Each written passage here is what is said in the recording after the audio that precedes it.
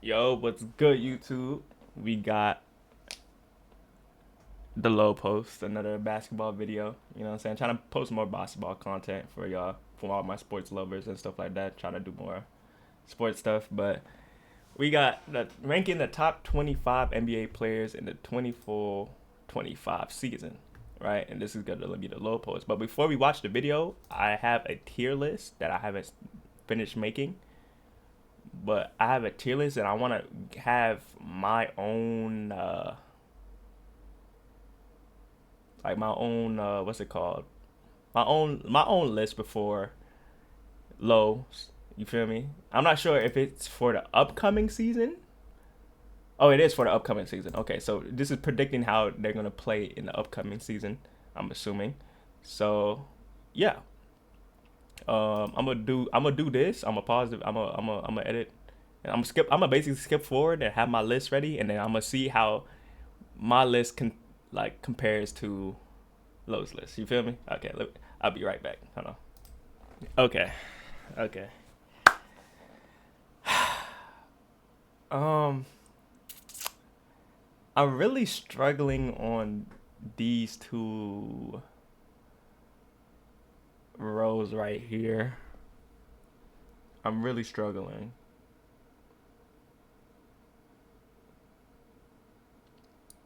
So I think Giannis is gonna have a great season. I think he's gonna come back for revenge. He's gonna take the top spot. I think he's gonna be the best player in the league this upcoming season, followed by Luca. Luca's just gonna do Luca things. This could be interchangeable as well. You can even say this, but I think these three are a lock.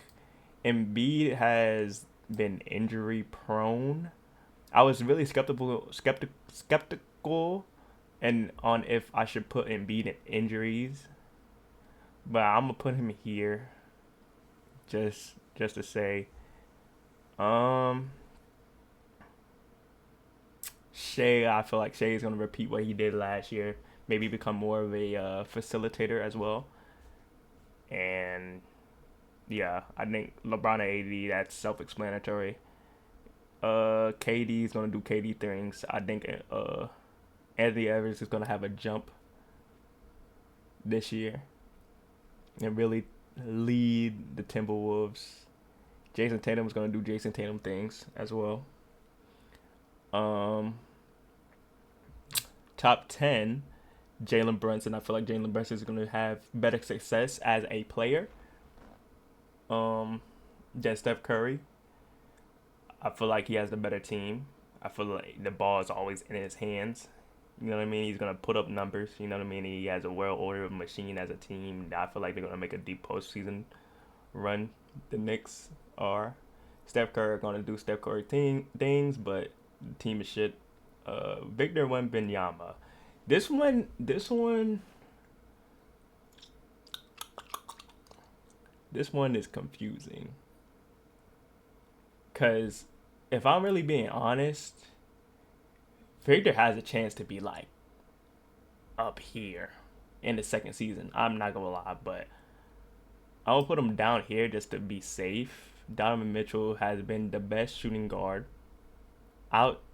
That's arguable. It could be arguable for.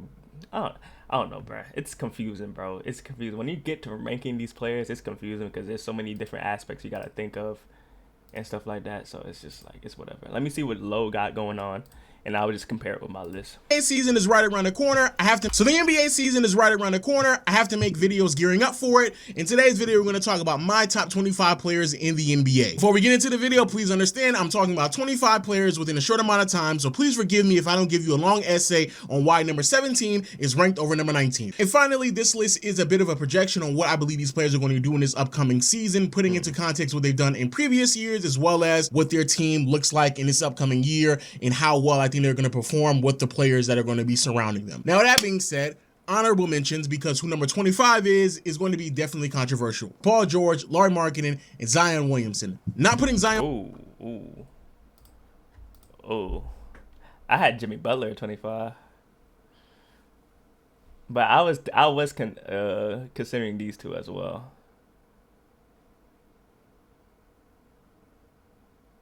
Yeah, yeah. Let's see Down in what he this did. list is going to be certainly controversial, so I'll tackle that a little bit later on. However, just quick. I wouldn't be mad if people said Jimmy Butler should be higher. Again, it gets really hard ranking all these players because all these players are really good and all of them are like really relative to each other. But and you're talking about the upcoming season. You're not talking about what they did last year. Yes, you're gonna use the context of what they did last year and the years prior to, you know, assume what they're gonna do this year. But at the same time, it's still hard, bro. It's still hard. You never know. Quickly, both PG and Larry Marketing, really great players, Oh, I hyper forgot about efficient Larry Marketing. Jesus, do I have him in the? I don't know. Larry Marketing was going off. Where's Larry Marketing? Oh, there we go. Okay, I'm gonna put him on top of. Well, it's not really ranked. So this part right here is not ranked. The honorable mentions and injuries are not ranked. Damn, I really don't have Larry Marketing in the top 25. Damn. scores. However, their game is much more complementary than I think a lot of people are willing to admit, especially Larry Marketing. A lot of catch and shoot when it comes to his shot selection. Because of the lack of shot creation, at least at elite level, his passing and playmaking certainly falls short in contrast to a lot of other players on this list, which is why I left him off of the top 25. And similar things can be said about Paul George. Even though last year was one of his most efficient scoring seasons throughout his entire career, again, very complimentary catch and shoot player alongside. And the reason why I have him Paul George on honorable mentions is because didn't he just like hyperextend his knee? So I think he's gonna be out for a while. Maybe I'm gonna do my research after that. A role that I do believe will carry over into this next season, playing alongside Tyrese Maxey and Joel Embiid, and also the regression of who he is willing to be defensively is also very, very concerning. And on top of that, he's just getting older. Then you have Zion, who I'm not as high in Zion as a lot of people are, and I know for a fact a lot of people are going to be upset at me who I have at 25. I'm not high on Zion at all. I'm not gonna lie. But just quickly, I don't think that New Orleans is necessarily putting Zion in a situation this upcoming season to truly maximize who he is as a player. DeJounte Murray is going to take the ball out of his hands, which is going to reduce the type of passer and playmaker that Zion is going to be in this upcoming season. And even though, yes, Zion is a historically great finisher at the rim, offensively, it's not really much else that's there. Obviously, doesn't have an outside shot, doesn't have a mid-range jumper. The post game is there, but it's not happening actively enough for me to really put that over the top for him. And then defensively, he just isn't the player that he should be, or a lot of people rejecting him to be at this stage of his career, which I think is going to be really damaging this upcoming season when the only player on the Pelicans that has any experience at the 5 is Daniel Tice. But with that being said, if you want to put him over who I have at 25, I have no problem with it at all. And speaking of which, at number 25, we have Zach LaVine, 24, Jimmy Butler, 23, Paolo Banchero, and 22, Tyrese Maxey. Okay, he had Pablo. I forgot about Pablo. Oh my God. Where's Pablo? Yeah, he's definitely top 25. Oh my God, how did I forget about Pablo? Wow, I really did forget about Pablo. Jesus Christ. Oh, who do I take out?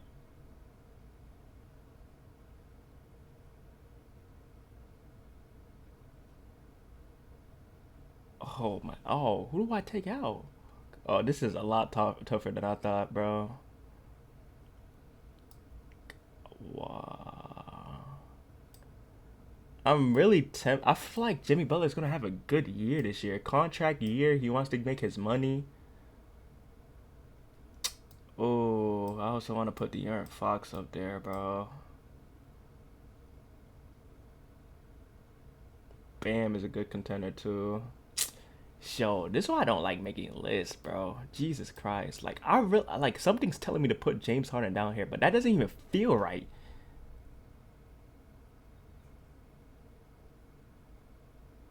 Ah, Jesus Christ. I'm gonna just do this. I'm gonna just do that.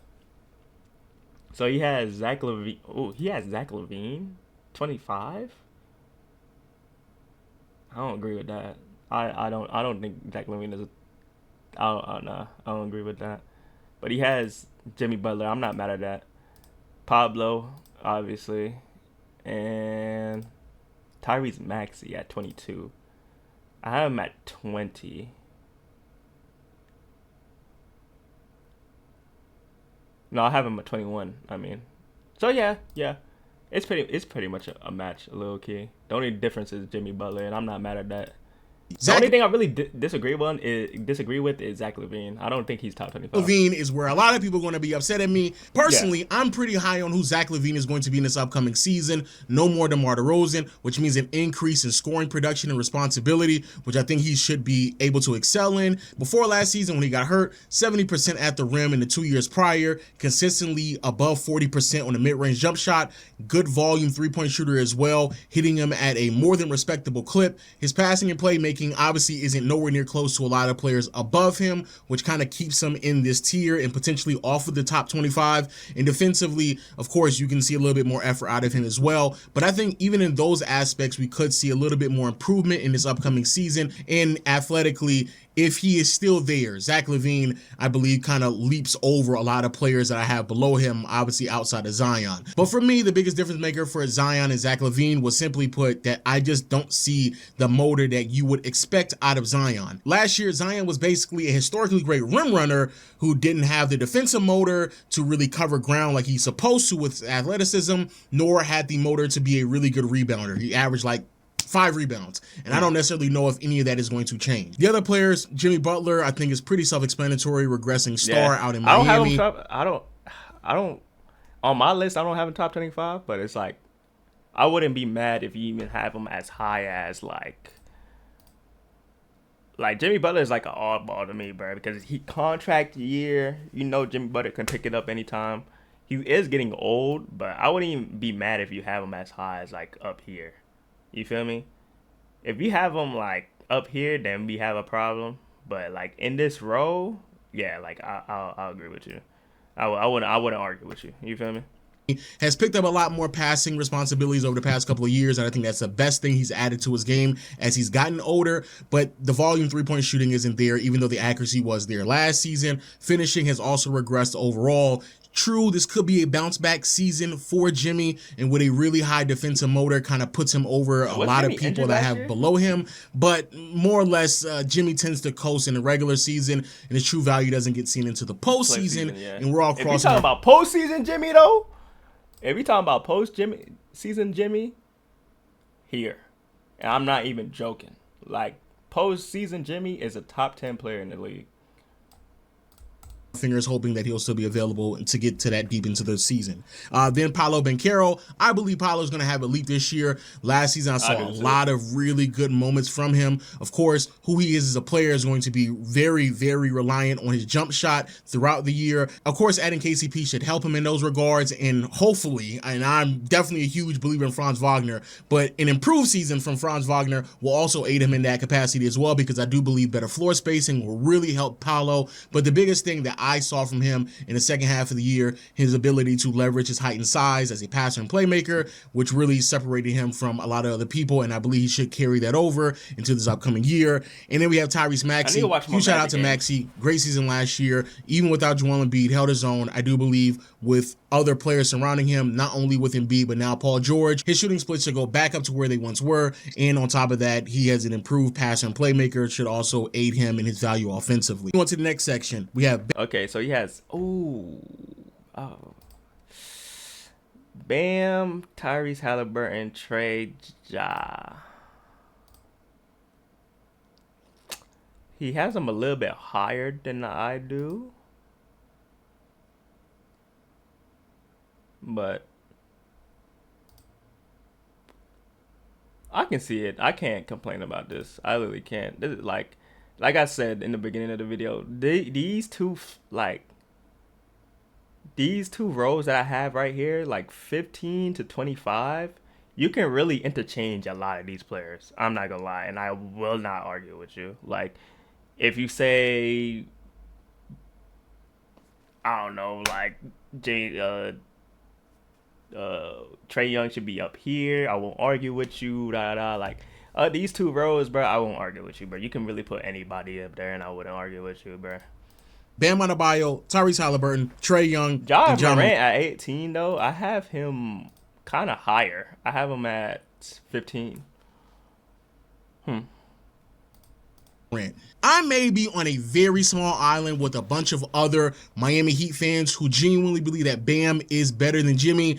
And maybe that's just me, and maybe that's just a couple of us, but I thoroughly believe that Bam is indeed better than Jimmy Butler. I don't really think there's any argument on the defensive side of the floor, and that's where a lot of his value relies on. I personally believe that by the end of this season, Bam will be at worst the 4th or 5th best defender in the NBA, but you could very well argue he might be the 2nd best defender behind Wemby by the end of the season. Offensively is where I do believe a lot more of his value will be seen, and I do believe Miami will continue to lean a little bit more into him on that side of the floor as the year continues to progress, especially if Jimmy continues to just coast throughout the regular season. Do I believe he's all of a sudden a great three-point shooter? No, I'm not buying that at all. But what I do believe is that he is an improved jump shot shooter, which is something that we saw towards the tail end of the regular season last year. Very small sample size, about like 20, 25 games. But that is something that Miami has made a point of emphasis when it comes to Bam over the past couple of years, in particular during his offseason through several reports. And I do believe that will translate along with the fact that really great passer and again,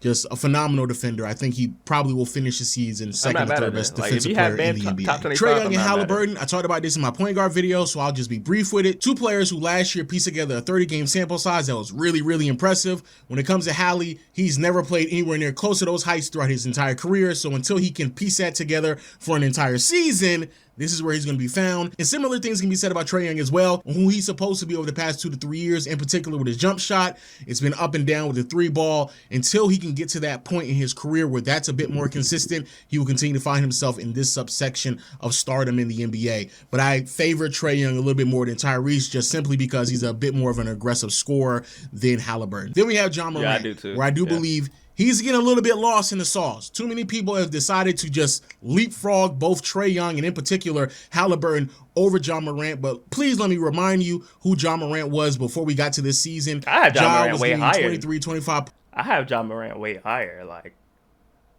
I had John Morant way higher, to be honest.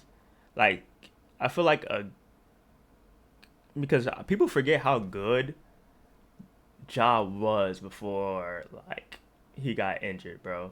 He was going off on the playoffs. Last time they went to the playoffs, he took him team to the playoffs. I think they faced who they faced. I'm not sure if they got bounced out the first round or not, but I'm pretty sure they were like a top 4 seed, like 2-3 years ago. Points on a night-to-night basis. Mid-range jump shot the year before last looked really, really good. That in-between game was there. The floater was there as well. Of course, historically great finisher. But his passing, his playmaking, probably the more underrated aspect to his game. Of course, nowhere near as great as a passer as Hallie and Trae. Nowhere near. But the playmaking is still there, especially on a roster that didn't really have that many offensive weapons around him. For him to still generate quality looks for that team, really, really impressive. Next section. Damian Lillard, Kawhi Leonard, Devin Booker, Donovan Mitchell, and Jalen Brunson. Oh, Jalen Brunson at 13. Ooh, Donovan Mitchell at 14. Wow. See, I didn't even rate Kawhi Leonard because you never know with Kawhi Leonard, bro. Like, skill-wise, obviously, he's like top 10, maybe even top 7, right? Skill-wise. You know, you might even mess around and say top 5. But, like, he's just like in and out the lineup so much to the point to where you don't know where you're going to get from him. You know what I mean? So I really have him on injuries, on like the injuries reserve type thing. But Dame 17, where's that at? I have him 18. Wait, what's this? 15, 16, 17, 18.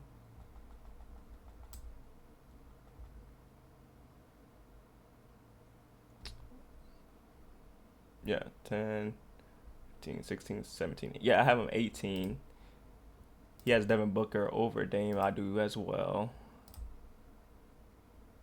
Oh, he didn't put Kyrie yet. Oh, Kyrie's not in his top 25. Oh, wow. Or Cat. Oh, wow. When it comes to Dame, admittedly, I am really holding on to last year just being an off year for him. I am too. Because Dame is cold. I'm not sure if it's biased because Dame is my favorite player. I was trying not to be biased in this list. And even putting him here, some people might say that's biased, but Dame on a good season, having a good season with the Bucks and Giannis, and having a good pairing with Giannis, can be top 10 again. I am holding on to that. I might regret that later on in the season if he plays like garbage, but I think I'm having a feeling like last year was just a down season for him, and he's gonna bounce back this year. He's gonna remind people why he's top 10 and stuff like that. But in the transition from Portland to Milwaukee, he didn't look great practically all season long. The jump shot wasn't there, which isn't who Dame is as a player. So I'm assuming that's an off year. It is a bit more concerning he's not getting to the basket as often as he once did. Some of that can just come down to him not feeling too good in a new offense with him and Giannis not being on the same page. Also, this could come to the fact that he's just getting older as a player, but the jump shot was certainly more concerning, and I just think that was a bit of a fluky year more so than anything else. But if he has another bad season, I just can't see myself putting him in the same conversation with some of these other players that I have him with in this category. Kawhi Leonard, I'm sorry. I'm off the train, dog. I don't know what to tell you. I don't know what to tell y'all, bro. A player who has only played 2 games since April 1st was not able to play the Olympics, still is not ready to play in the beginning of the regular season. I have no idea who Kawhi is going to be. Out of respect, I'm still going to put him in near All-NBA status, top 15 conversations, but I don't know what you want me to do with that. I mean, he's still not ready to play in the opening night in this upcoming year. I don't know what y'all want me to do with that. Then after that, Devin Booker, I think pretty self-explanatory. Donovan Mitchell, I think, goes under the radar way too often. Exactly, he's had really, really good seasons over the past 2 years out in Cleveland. He's put up great numbers. He's put up around 25 to 28 points per game. Shooting splits across the board have looked great. Finishing at the basket around 70%. Mid-range jump shot in between game there as well in the mid to high 40s. And even his 3-ball, great volume, great accuracy. The passing and playmaking should continue to take the next step, especially if they decide to put him more on ball.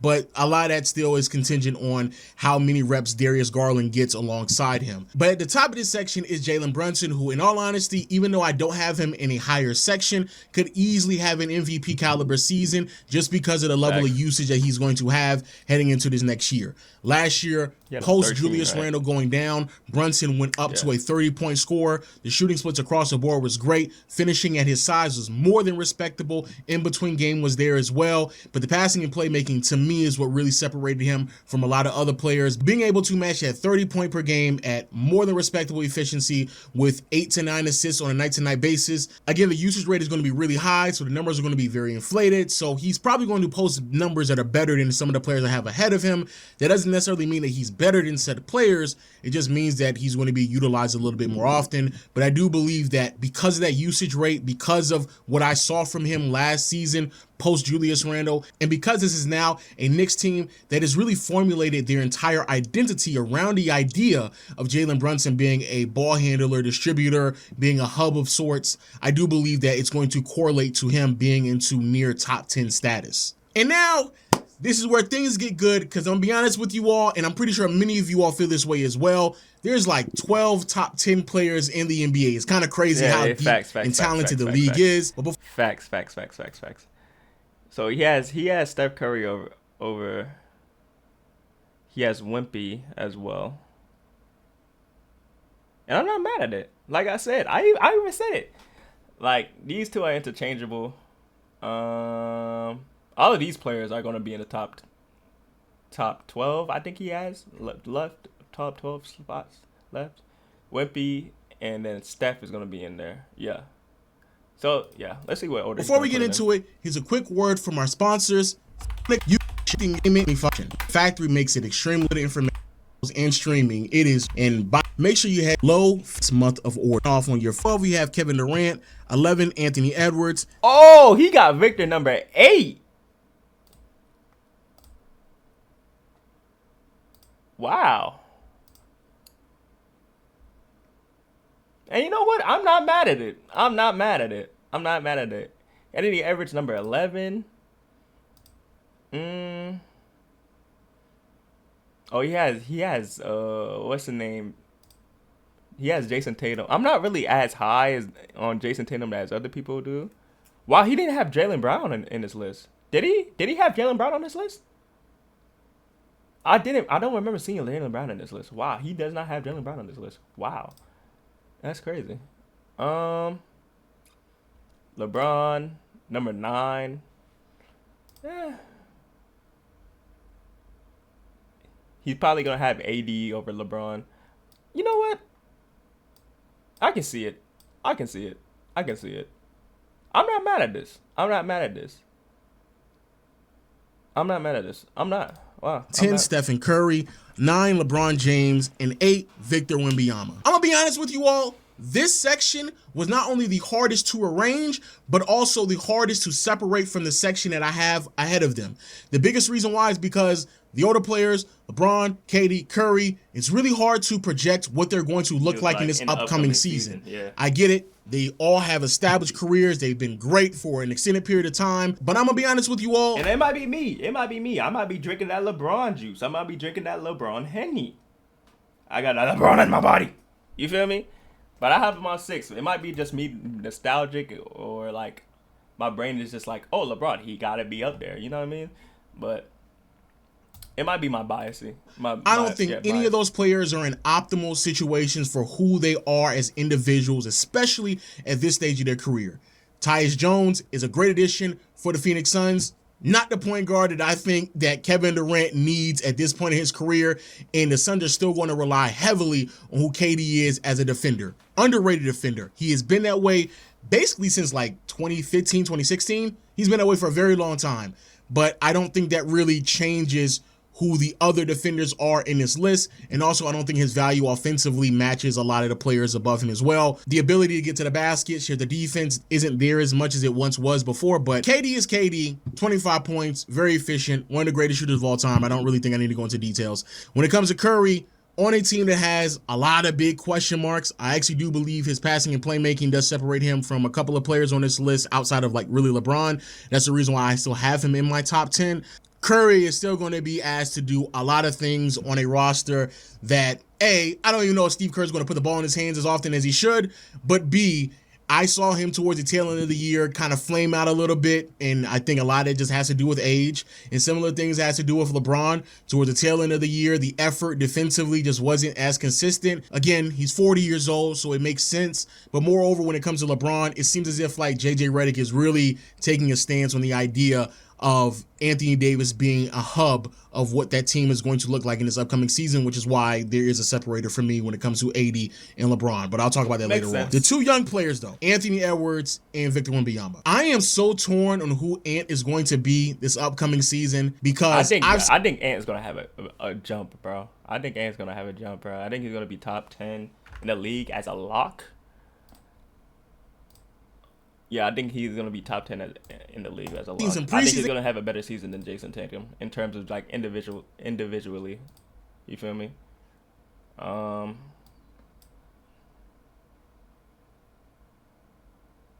Yeah. Games and his look kind of up and down with me, but I just got done watching the Knicks game and it all looked great. The three-point shot was there, the passing was there, the probing was there, the patience was there because Mike Conley wasn't playing and he picked up a lot more ball handling responsibility. It all looked there. The defense was still there too. The aggressiveness, everything. Like everything you want from Anthony Edwards was there to the point where he should actually be in the next section, right?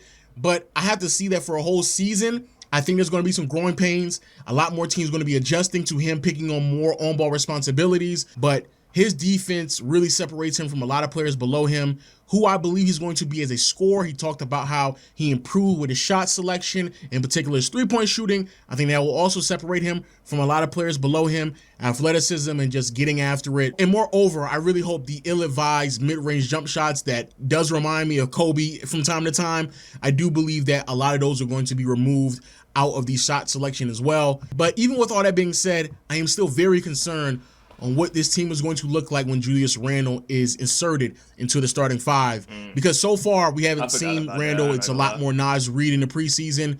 But we'll see when that comes around. I do believe that's going to be a concern. And then we have Victor Wembanyama. It is basically pointless for me to even discuss Victor's season stats last year in his rookie season, because who he was in the first 20 games is a completely different player who was in the last 20 games. In the first 20 games, it was this rim protecting juggernaut that was a bit too overzealous on the perimeter at times, and offensively still kind of piecing it together, trying to figure it out, not trying to step on too many toes. Second 20 games, really starting to figure out who he was offensively.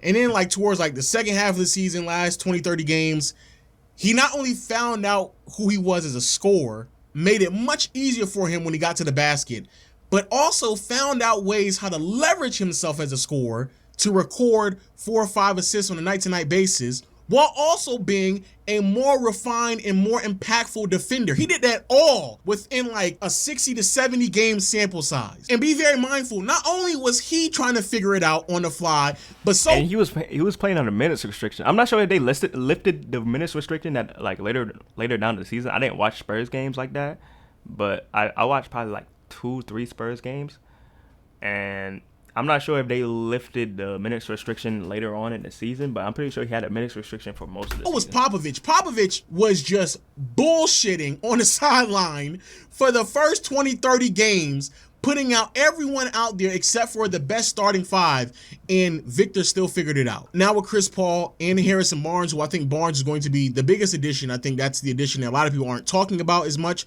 because he's going to get way more PT than CP3 is. But adding those two veterans on the team, a little bit of more consistency, continuity, and making it easier for him should really insert him into top 10 conversations. But I do believe Victor being not just the best defender in the NBA, being in conversations of being one of the greatest defenders we've seen in the last 20 to 30 years. I do believe that's going to put him in different conversations while also providing a level of offense that could rival many of the players I have below him, is why I think that he is going to further separate himself from a lot of other players and could pretty quickly find himself in the next section. The thing that really separates him and Anthony Edwards is just how consistent is that offense going to be, because if it is a bit more consistent than I'm giving it credit, they could both easily be in the next section of players that I have. And that actually goes... So you're vaping again, right? I agree. No. Baby, I saw it in your... For everyone. Speaking of which, next section, number... Jason Tatum at 7, Anthony Davis at 6. I have Anthony Davis at 7, and I have Jason Tatum at 10. I'll do that. I'm not as high on Jason Tatum as most people are.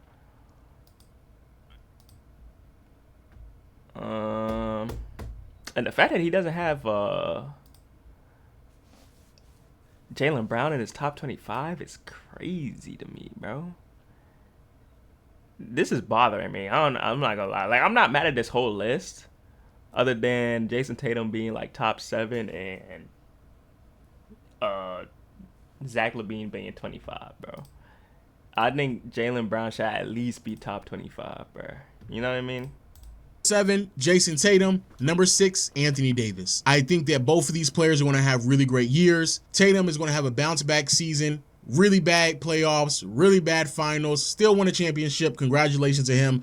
But who he was as a performer, shooter, just wasn't there. Defender was there. Passing and playmaking has really improved. Finisher has also dropped. And the reason why I say it's crazy that Jaylen Brown is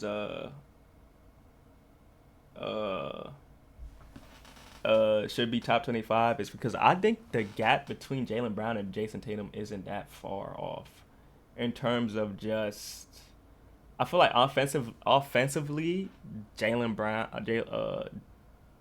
Jason Tatum is more offensively skilled and is much more of a bucket than Jaylen Brown, but he's just, I feel like they're both inconsistent. And they both have their time. It's like it's weird. It's weird. I don't know, bro. Dropped off a little bit. I do believe giving him some time off, as well as a whole season with the new pieces surrounding him, he will look even better than he normally does. And I'm really banking on him just having a bounce back year in a general sense. And then Anthony Davis, like I alluded to earlier, JJ Redick has been very, very open and honest about the idea of making Anthony Davis the hub of what the Lakers offense is going to look like in this upcoming season. In theory, this should take a lot of pressure off of LeBron, which should lower his value. value, which is why I have him in the section below, but increase the value of Anthony Davis. This is something I've been asking for as a Laker fan for years now. This is something that I saw a little bit of last season towards the tail end. AD was a bit more on ball, improved passer, making better reads, something I think will continue as time progresses. And of course, who he is as a scorer, been very consistent. The jump shot was falling a little bit more frequently towards the tail end. Great finisher, lob threat at the basket. That's not going to change. And then who he is defensively after Wemby, I think, is a very legitimate conversation to be the second best defender in the NBA. I believe that wholeheartedly. I don't care what the GMs say, and I don't care what the awards say. I genuinely believe that Anthony Davis is the second best defender in the NBA. And finally, top 5, Shea, Embiid, Luka, Giannis, and Jokic. Oh, wow. It's damn near perfect, except for he has Jokic at number 1, which I'm not mad at. Yes, Shea number 5. I have Shea number 5. And B number 4. He has B number 4. Luka number 3. I have Luka number 3. The only thing he changed was this. And I'm not mad at it. I'm not mad at it. I just think Giannis is going to have a revenge season. Like, he's going to pop off, bro. Like, I just have that feeling. I don't know where it's coming from. But I didn't like that. That is a lock. Top 5, Shea, Embiid, Luka, Giannis, and Jokic. I'm going to be honest with you all. Even though I said those names in order, I honestly don't think there is an order. Shea this year is going to take that leap and put his name in the conversation with these players. Last year, he looked amazing. He was way better than I anticipated. Went into the postseason. A lot of that value carried over there, and I think he's going to continue it in this upcoming season. Preseason games, he is walking into transition threes. It's looking spooky out here. Joel Embiid, injuries, of course, will always make it look a little shaky. Why I don't have him as a clear number 1 on this list. But of course, Embiid, when he is out there, when he is playing, it's pretty undeniable that he is on par with everyone else that I have left on this list. Undeniable. Facts. Then Luka, I think it's pretty self-explanatory. Giannis goes under the radar a little bit too much for my liking, but I understand that he has been injured in the last 2 postseason runs, but definitely goes underneath the radar a little bit too much for my liking. I would have loved to see Giannis and Dame practice in the offseason a little bit more, but hey, yeah, it is what it is, right? And then Jokic is Jokic. I don't think I have to go into too much explanation for my top 5. I think they speak for themselves. The player that I do want to reiterate, though, because Shea, last year, he was in that section with AD and Tatum. I had to put him up from what I saw from him last year, carry over that production in the postseason. I agree. And I think if this jump shot shooting from deep is consistent, hey, man, we talking about something completely different. We talking about something completely different now. But all in all, that's my top 25 list. Please let me know your thoughts in the comment section below. And until next time, I'll see you all later. Peace. And that's it. That's it. This is my list for y'all to see one more time. Working with the experts at QuickBooks Live gives me the peace. Yeah. Let me know y'all list, bro. Please, because I want to know some of y'all lists, what y'all got going on and stuff like that. Are y'all high on Victor? Are y'all not high on Victor? And stuff like that. Let me know in the comments, bro. Talk to me, bro. You know what I'm saying? A lot of these players can be interchangeable. You feel me? Especially like the 15 to 25 range and the top 5. It's just so much talent in the NBA. It's crazy, bro. And the fact that Lowe didn't have, like, I'm still stuck on the fact that Lowe didn't have Jaylen Brown in his list, on his list. He didn't have Kyrie either. It's just crazy. Wow, he thinks Zach LaVine is better than Kyrie and Jaylen Brown? And Cat? Yeah, I don't agree with that. I ain't gonna hold you. I don't agree with that. Yeah, that's sickening. But let me know what y'all think. Y'all top 25. Talk to me. You feel me? I'm gonna try to reply to every single one. We can have like a discussion and stuff like that. But yeah, let me know in the ground. Make sure y'all like and subscribe. The original video gonna be in the link down below. And without further ado, I'll see y'all in the next video.